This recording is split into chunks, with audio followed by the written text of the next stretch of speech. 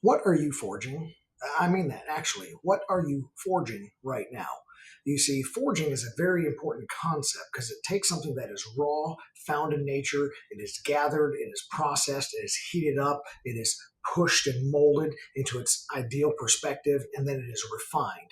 It is refined, and then it is drawn out into its final product, and then it's polished, it's trimmed, it's cleaned, and then it's finally utilized after a long process. And that's very much a summary of what goes into forging. So I ask you, what are you forging? See, I have a program called Forging an Advisory Firm, and then there's an entrepreneur path about forging entrepreneurs. And I have this daily reminder of this beautiful, beautiful camp knife that is hand forged that I made from scratch, just a hunk of metal. And if you can see on the camera, all of the stamp marks from hitting it with the hammers and things like that.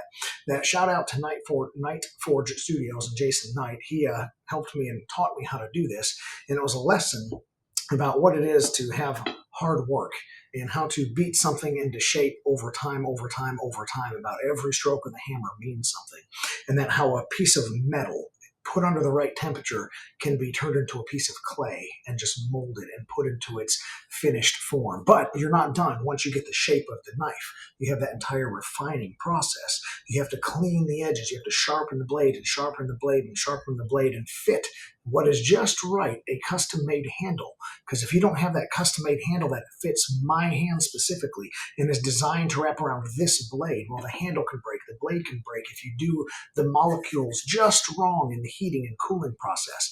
And then once you get a little more expert at forging, which I am not, you can create more difficult objects, a lot more turns and twists, and you have what's called a flint-knapped handle, and that takes a lot more focus, and then you can put points and blades and complete new shapes in what you are forging. And what I'm telling you is that if you are not forging your business, the mindset of that heating up process, that's pressure, that's needed in order to make something great. Diamonds are made with pressure.